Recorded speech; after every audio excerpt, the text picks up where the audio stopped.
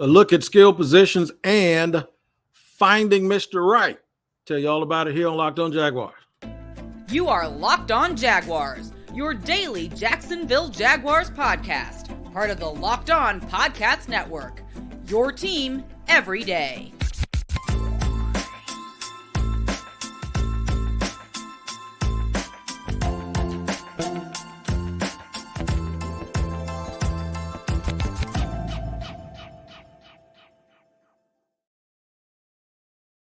Thank you for joining me, Tony Wiggins here on Locked On Jaguars. I got my microphone working. What's going on, good people? Just want to discuss some things with you today. We'd like to welcome you to the Locked On Jaguars Daily Podcast, where it's your team every day.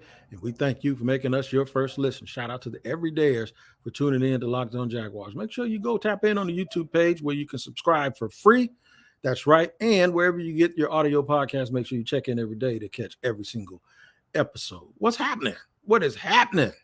Lot going on today. Press conference with the brass of the Jacksonville Jaguars. In case y'all looking on YouTube, that is not crumbs on my face. That's just a piece of gray hair that keeps coming up, and I get tired of cutting it. But anyway, I don't want y'all to think your boy's sitting here trifling and drinking milk and all that stuff and not cleaning my face off. But in any event, we're going to talk about the skill position players as I promised yesterday. We looked at the defenders, the defense one by one to see where it measures up in terms of being a championship defense as opposed to just being adequate or good enough. We're going to go through the offense, and this should be a lot more fun for those that love to do that. We're going to break down these offensive linemen too, and we're going to, we're not going to sit here and point stuff out without trying to find solutions, right?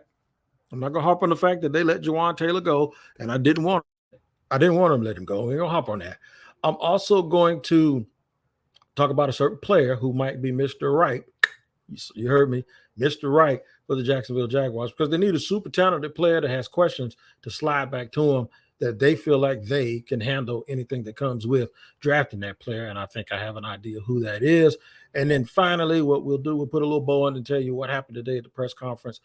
A little bit of speculation about something, just some things that they said that caught my ear. I was going to say it caught my eye, caught my ear, and we'll discuss that. But let's get to the top of it right now and just start going through these skill positions.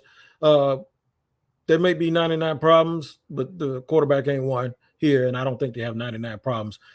Starting with the quarterback, we all know everybody's in Trevor Love Fest zone, as they should be. And if you're not, I think something is absolutely wrong with you, because Trevor Lawrence, in my opinion, is the man, and he is just that good.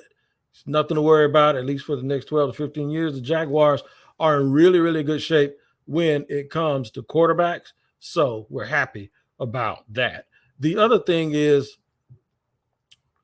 I would like to make sure and ensure that the Jaguars actually have a really good backup, right? And the only reason is, and that's not because I think the I word is going to affect Trevor, but getting a little nicked up a little bit here and there and getting a little banged up. And sometimes you got to get through a 1.5 or a 2-game stretch. Remember, last year against the Chiefs, the Jaguars knocked out Patrick Mahomes for a minute. Well, their old veteran or former Jaguar, Chad Henne, stepped up and led them on a scoring drive.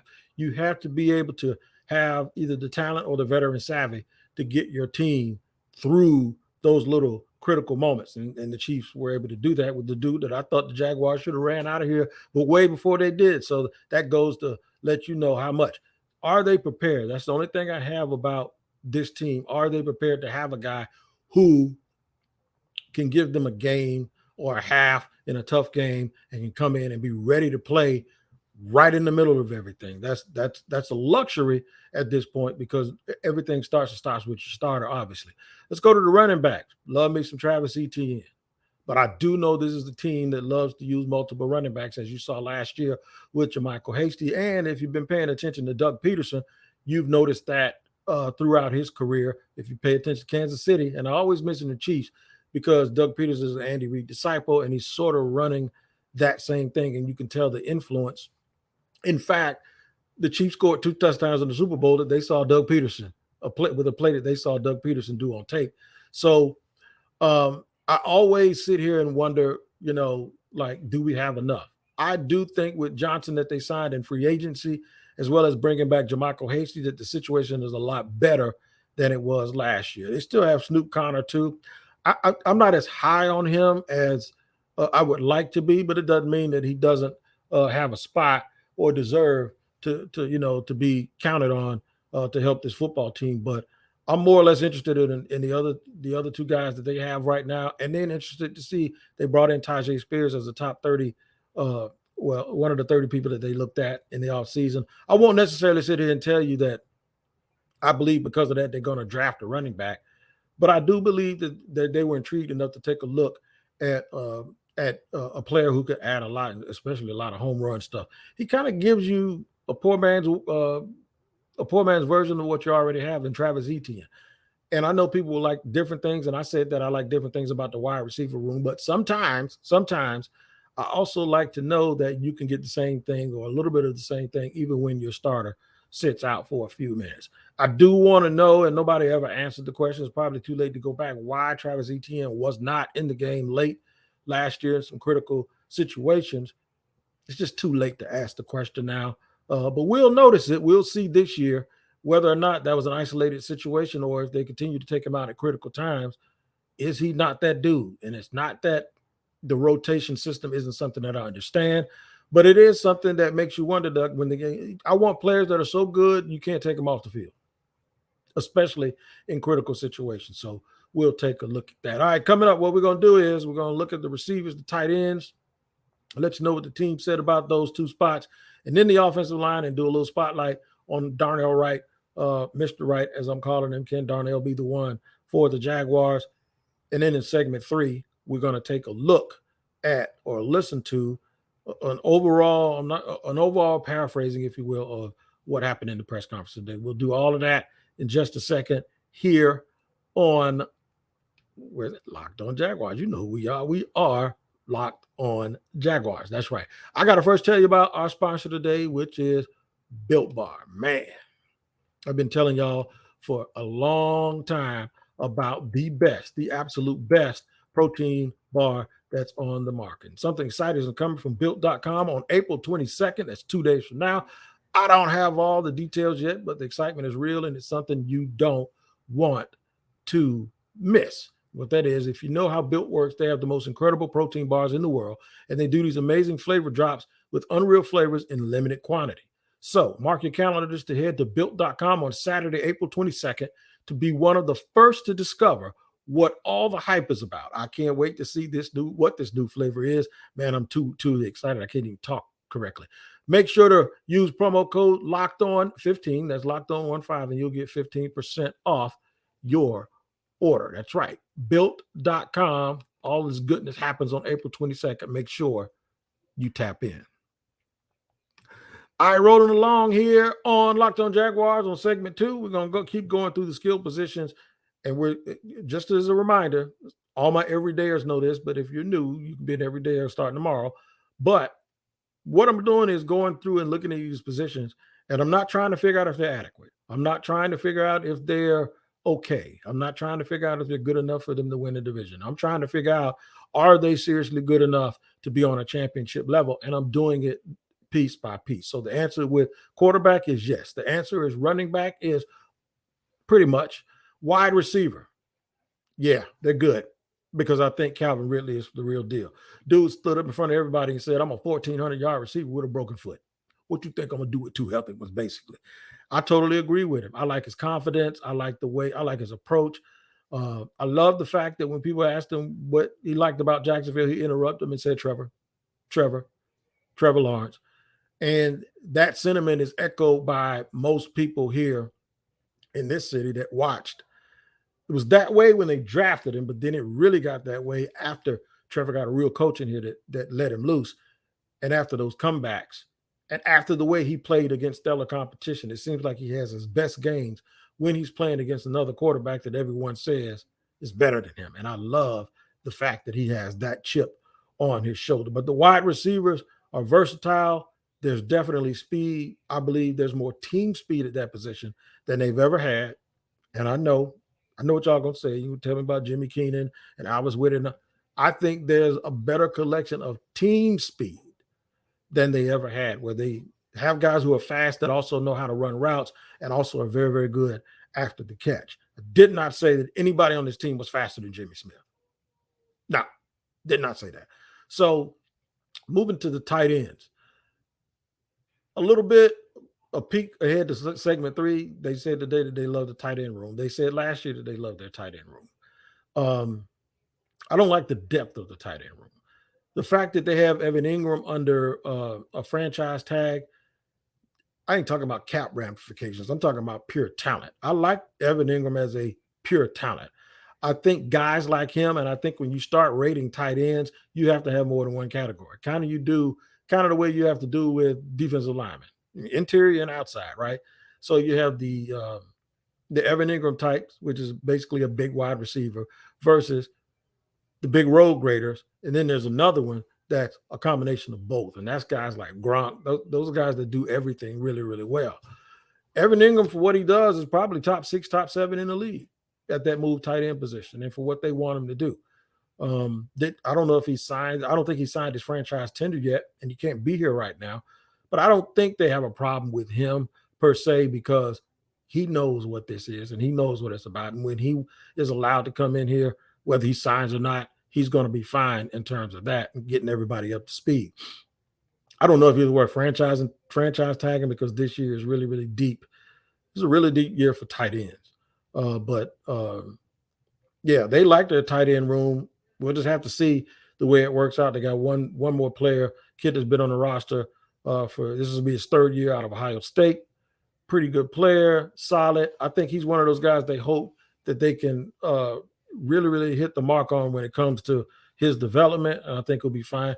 Don't be surprised if they still add someone or if they go out in that vet free agent market and get those minimum guys to come in. Don't be surprised if they do that, especially since this roster doesn't have a tight end. So they're going to need one of those types to really be there for them in certain situations, goal line situations, short yardage, or when the other team just needs to get busted in the mouth for a little bit to run some clock and have game management. Now let's get to the offensive line. The offensive line, championship level? No. They were close to it a year ago. Then they got the Cam Robinson injury. And then, of course, Jawan Taylor, who started the other side, isn't back. They had Ben Barch hurt last year. According to today's press conference, Ben Barch probably or might not be ready for training camp. And here's the weird thing. Someone said that Cam Robinson would be ready health-wise. So that's physical. So is it mental? Is it psychological? Is it just trying to make sure that he's back all the way because he come off of an injury? Or is there something else? And I don't want to speculate, but when you say he'll be ready health-wise, but it sounds like you're saying physically he'll be fine, but he might not be playing. I don't know what that is, but whatever that is, and even if that is something that happened after they let Jawan Taylor go, I'm not going to peacock, but this is just why you don't do that. This is why when you have a 25-year-old dude in the house that's never missed a game, and you got another guy who's missed a bunch of games, and then you got another kid who hasn't played a whole bunch, and he missed 2 years in college. This is why I don't like that. But it's also why I think I'm going to highlight some tackles in the draft, because they said today that they're comfortable at 24 with 3 people, and they believe one of them's going to be there. When you say that, it almost tells me that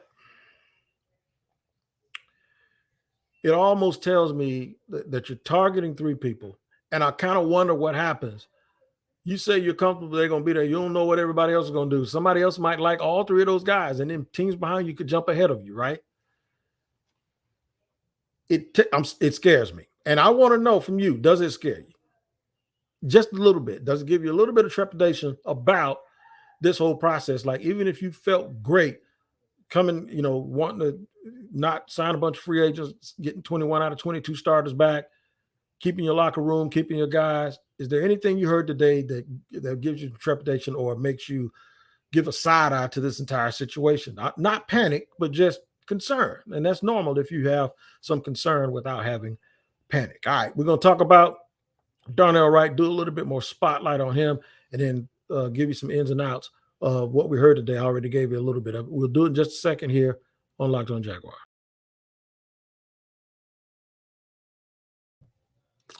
Moving right along, running right through it. Locked On Jaguars here, your daily Jacksonville Jaguars podcast, where it's your team every day. We thank you for making us your first listen. Make your second listen what's coming ahead. And what's coming ahead is we're going to really, really, really take a deep dive into what our actual expectations are. And then by this time, everyone will already know in our mock draft, I moved up and I picked Lucas Van Ness. I went from 24 to 15. Yes, it is true. I did trade. I sent Josh Allen as a part of the deal. There was some more stuff behind it that everyone in here will understand when I break it down to you.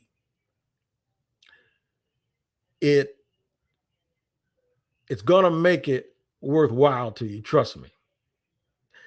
When I tell you I didn't give up a second round pick and I didn't give up next year's first. And in fact, I ended up with an additional second round pick. So I'll let you know the actual details of how I moved around and maneuvered and what my thinking was. And it was what would I do? It's not what would they do. Now, let me explain the Lucas Van Ness selection in that mock draft to me. It's because I expect a base four-man front. If a team doesn't re-sign a 25-year-old tackle who's never missed a game, when they're still a little unsure about their offensive line, unsure enough to the point where I think that's one of the positions they'll be targeting this year, then what's to say that they get a pass rusher on the fifth-year option that they haven't thrown money at him already?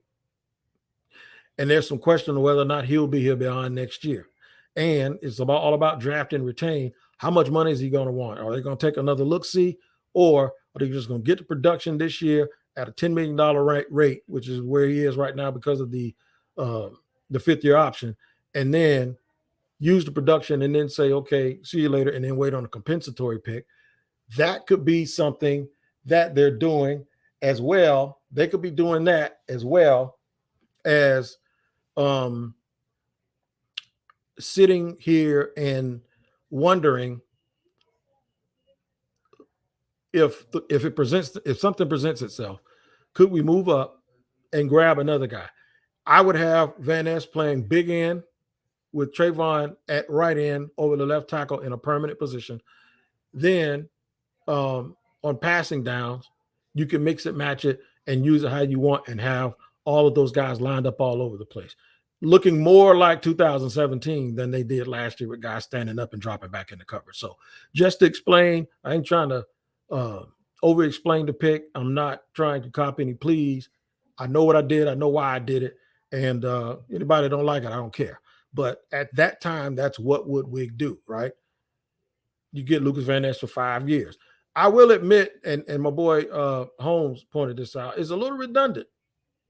Like, he's athletic, Trayvon's athletic. They're not the same, but they do kind of rely on some of the same stuff, which is potential, long-term power, and you don't necessarily have that really fast guy.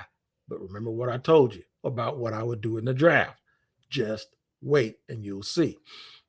Mainly what I do is I look into the secondary market to go out and get a veteran who offers some of those same traits. But a lot of those quick, twitchy guys that you talk about are not people that the traits folks are going to decide that that's who and what they want to do. So it's almost like what will we do based on what I could make sense of them doing based on what they said. All right. So that's what it is. What would I have done based on what they do? I like Darnell Wright. I really do. There's a lot of talk. I always said that if they sit at 24, if they want a really, really talented guy, it's going to have to be somebody that comes back. To be honest, I was actually looking forward to Jalen Carter doing a serious free fall, and I would have made that trade up to get Jalen Carter, to be honest with you. I'm dead true. I think the Jaguars have the infrastructure to make sure that Jalen Carter stays on his feet. I think that they are one of those teams. One thing, Doug Peterson, he's the type of dude you have reverence for. And what I mean by reverence is you don't want to disappoint him out of fear. You fear him, but the fear is that you're going to disappoint him, as opposed to the fears you're going to get cut and be pumping gas like somebody told them that would happen, which is ridiculous. Because you got to know NFL players know better than that. There's dudes, if you cut, they'll be working tomorrow, and they already got a lot of money that's guaranteed. So tell them they're gonna be pumping gas or whatever is the joke. But that's what the thinking is. But Darnell Wright would fall in line with another guy that if there's questions about a prospect, and there have been questions about his work ethic and whether he not still want to be great, but he's super talented. If a dude like that falls to 24, you take him because you plant him at right guard. And then you tell Cam Robinson if he's available during training camp because he'll be there physically. But when you say stuff like that, it makes me think something else is going on. Or you put Walker Little out there and just say, go for it, right? I think you'll be fine. At the very least, that dude will turn out to be a great guard. Watch out also for Osiris Torrance. But since I had already talked about Osiris, I'm basically telling you right now, Darnell could possibly be Mr. Right. Some other things to take away from today. Love the locker room. I asked Demetrius Harvey, since I wasn't able to attend, I asked Demetrius Harvey, did they look confident? He told me they kind of looked busy. It looked like they were ready for this process to go. But the fact that the Jaguars say they got their eyes on 3 people and they had 137 people on their board. They may draft someone that's not on that board, but these are the people that they're focused on that they think culture-wise and talent-wise they can add to the football team. I'd love to be a fly on that wall to see what that board looks like. This is where I told you everybody knows the talent of everyone, but then you go and pick your guys, the guys that you have to have. The trade out scenario, I actually had a trade out scenario in our mock where I wanted to go backwards and see if I could get in that sweet spot, to see if I could get 3 picks between 30 and 58. Because I think there's not that big disparity in talent between 30 and 58, depending on how the board goes. I shied away from being a basic a robot and stuck to what's going to fall for me. I think that's a recipe for disaster because something might not fall to you.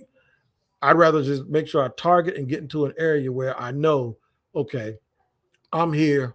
There's 30 guys I like in this spot with this amount of talent.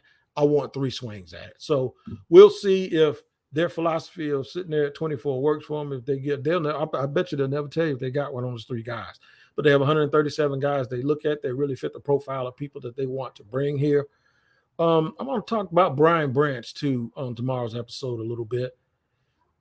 I'm going to tell you why I'm not as high on him. I like him, but not as much as everyone else. People that I trust, guys like Ryan Clark, they swear by him, and that's cool. My buddy Peter Bukowski says he'd rather take a chance on Chris Smith from Georgia in the 4th round than draft Brian Branch in the 1st round. I kind of agree with him a little bit, right? I probably wouldn't take Chris Smith. I'd probably end up with Sidney Brown, who I think can play in the slot. So we'll discuss all of that. All right, make sure you tune in to Locked On Jaguars every single day. It's your team every day. It makes your second listen to the show that I just described that I'm going to talk to you about tomorrow. Until then, we'll see you next time here on Locked On Jaguars.